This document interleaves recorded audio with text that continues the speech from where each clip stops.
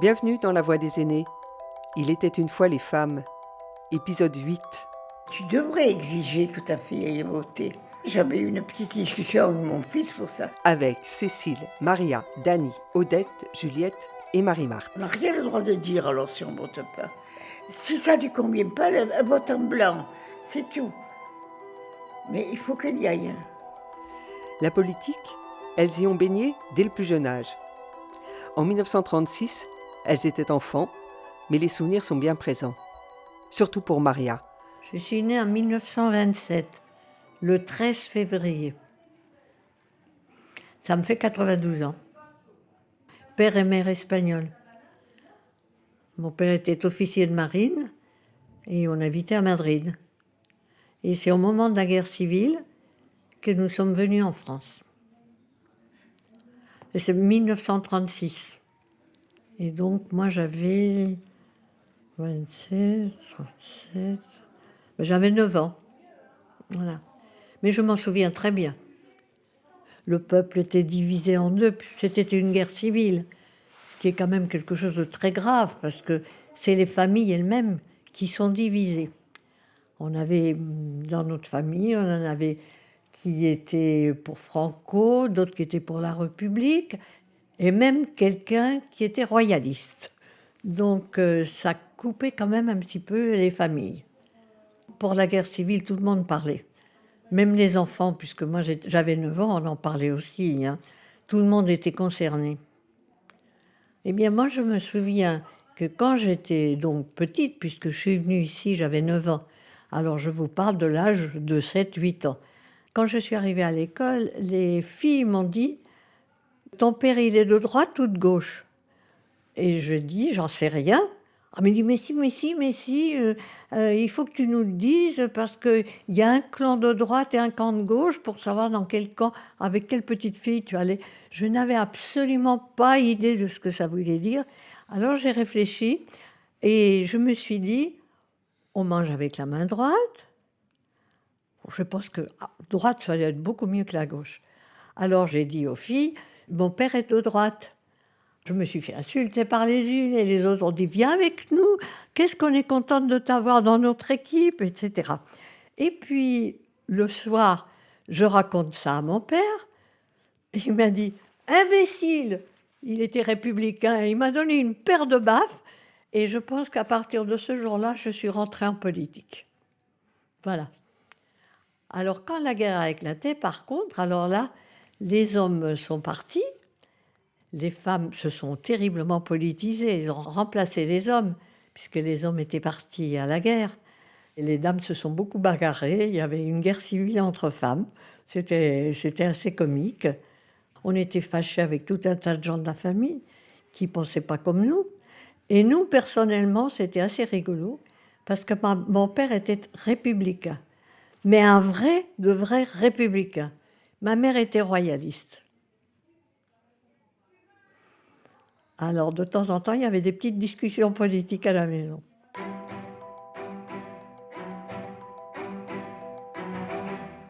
Pour Dany, c'est une image qu'elle nous fait partager.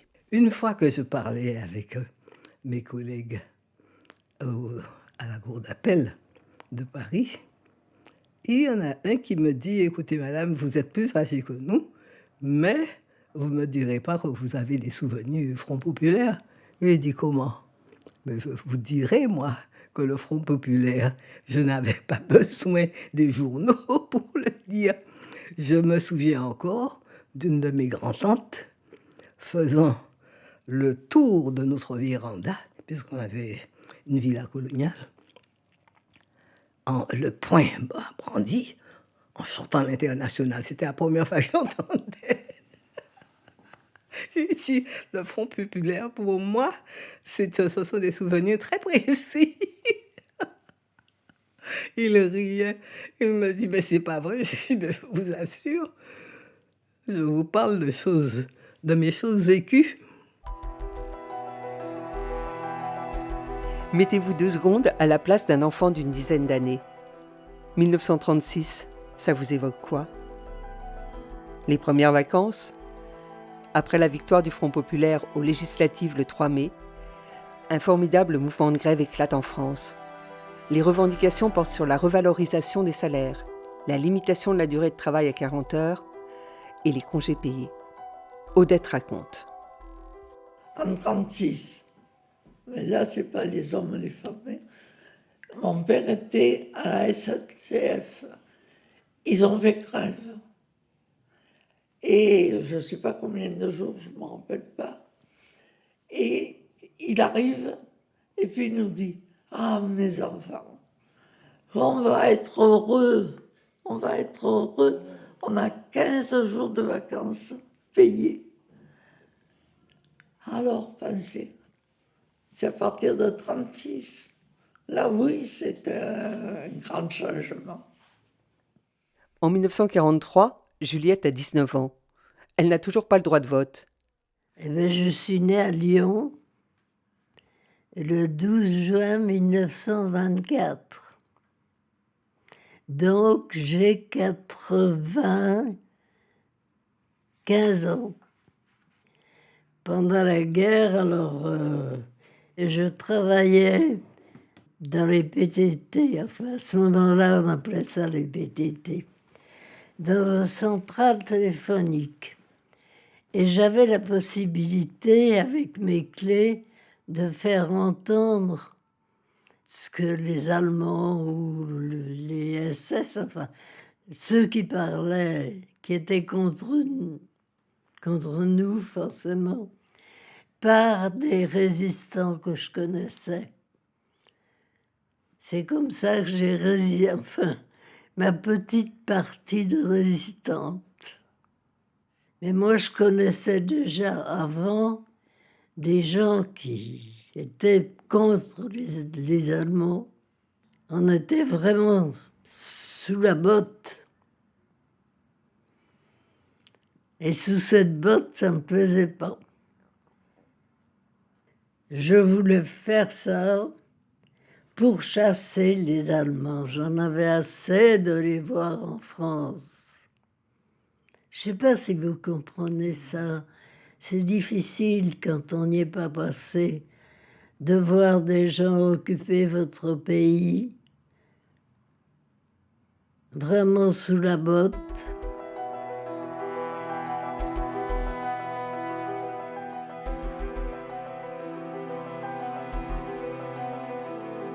Comment refuser encore le droit de vote à de telles femmes ? C'est ainsi que le 21 avril 1944, les femmes deviennent électrices et éligibles, comme les hommes. Un an plus tard, le 29 avril 1945, elles votent pour la première fois à une élection municipale. Alors ça, c'était merveilleux, vous vous rendez compte, qu'on donnait aux femmes le même droit qu'aux hommes, que les femmes valaient les hommes et qu'elles avaient le droit de voter, de donner leur opinion, ce qui est normal, je trouve. J'ai voté pour la première fois à Pontarlier. Je ne vais pas vous raconter ma vie parce que c'est un vrai roman. Alors, bon, je me trouvais à ce moment-là à Pontarlier et j'ai voté là pour la première fois. On nous a expliqué, voilà, il faut mettre votre bulletin là et vous glissez votre petit bulletin. Et voilà. Non, j'y suis allée toute seule avec mon petit bulletin. Avec la famille, mais ils ont bien ri parce que ils n'avaient pas voté comme moi. J'ai voté mon idée en lisant un peu les journaux, un peu. Mais il y a beaucoup de femmes qui ne sont pas allées la première fois. Moi, je ne sais pas, quand elle leur a dit qu'elles pouvaient voter, elles auraient dû être sautées de joie, mais non. Enfin, il y en a qui l'ont fait, mais pas toutes. Le vote ne m'a pas intéressée. Voilà. Je ne sais pas, j'avais mes enfants, c'était mes enfants qui comptaient, hein, la politique. Mais j'ai voté parce que mon mari m'a dit qu'il votait pour un tel. Moi, j'ai voté pour un tel. voyez, j'ai trouvé que c'était très bien, mais après, tout le monde a dit, depuis que les femmes votent, on n'a plus le même espoir, parce que les femmes, tu trouves les hommes beaux. Mon mari, un jour, il va chercher le journal à son marchand, et c'était le moment des élections. Dedans, il y avait tapis. Alors mon mari achète la Provence sportive, il était sportif. Alors il dit, c'est bien ça, monsieur Long. Il ne parlait pas du tout des élections. Mais les femmes, elles sont sorties. Oh, qu'il est beau! Il était beau à cette époque-là. Il était beau, qu'il était beau. Ben voilà, on élisait les femmes, ne cherchait pas à l'époque, au début. Elle ne cherchait pas la politique, elle cherchait l'homme. Voilà. Je crois que j'ai attendu 2 ou 3 élections avant de me mettre bien dans le bain, vous voyez. Évidemment, comme je ne savais pas pour qui voter, parce que la politique ne m'intéressait vraiment pas, je pensais à autre chose, aux excursions. Moi, je suis d'origine italienne. Et ma famille était partie d'Italie quand le fascisme s'y est mis. Alors je ne pouvais pas, automatiquement, je ne pouvais pas être pour eux. Je me souviens, mon père, il avait dans tout le dos le roi Victor Emmanuel de tatoué. Et il est mort avec ça. Il était beau le roi Victor Emmanuel. Prenez le dictionnaire, regardez sa photo. Bon, maintenant, j'avoue, je ne vote plus. Hein. Depuis que mon mari est décédé, j'avais supprimé la voiture, tout ça. Automatiquement, tu veux qu'on te mène au bureau de vote? Alors, pour ne pas embêter les enfants, je leur disais non, mais il y a longtemps que je ne vote plus. J'ai 2 petites filles, même 3, une, puisqu'elle est mariée avec un petit-fils. Mais je ne leur ai pas dit. Parce qu'elle me dirait, quand tu fais comme le curé, hein, tu fais ton prêche, mais tu fais ce que tu veux, toi. Quand il fallait voter, j'étais ravie d'aller voter. J'étais contente d'aller voter. Je dis, enfin, voilà, la femme n'est pas bonne qu'aux casseroles. Et voilà, mais sans plus, quoi, vous voyez. Je trouvais ça normal qu'on nous laisse la permission de voter. Et comme je n'avais pas le temps de faire beaucoup de politique et tout ça, je demandais à mon mari, je dis, pour qui il faut voter? Alors il me dit, pour ce que tu veux. Et puis après, il me faisait un petit peu réfléchir, et puis voilà. Et j'ai dit, oui, ben, je votais comme lui, quoi. J'étais plus, après la mort de mon mari, davantage. Mais là, je me fiais toujours à lui, parce que j'ai eu quand même 10 enfants, et il fallait s'en occuper. Voilà. Je votais vraiment, je faisais des kilomètres pour aller voter, quoi, je veux dire. C'était un effort à faire pour y aller. Le poids du vote de chaque personne, je me rendais compte de ce que c'était. À partir du moment où on l'avait donné à la femme, il fallait en profiter. Voilà. Quand j'étais enfant, c'était un peu l'homme qui faisait de la politique, c'est lui qui allait voter, mais j'avais presque l'impression que le vote de l'homme valait pour les deux. C'était toujours discuté entre deux. Mes parents parlaient beaucoup de politique, même des fois à table, enfin, et on les entendait, ils avaient une opinion commune. Je ne suis pas une ML, comment vous dites? MLF. MLF. Je ne suis pas une MLF, mais je trouvais même que c'était bien, enfin, personnellement, je trouvais que c'était bien que la femme ait sa place et l'homme sa place, quoi.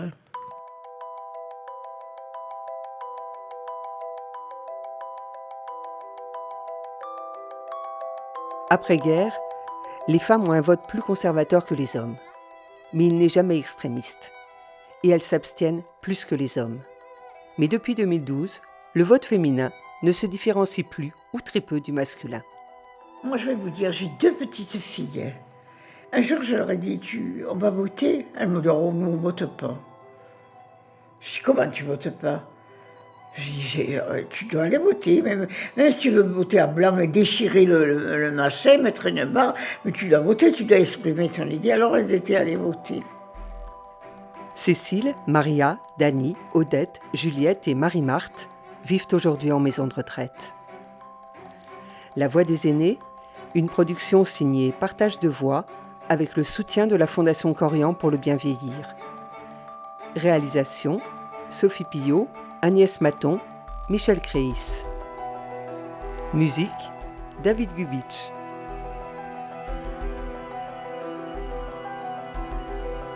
Retrouvez leurs voix, leurs souvenirs, leurs confidences sur le site de la Fondation Corian pour le bien vieillir et les plateformes de téléchargement.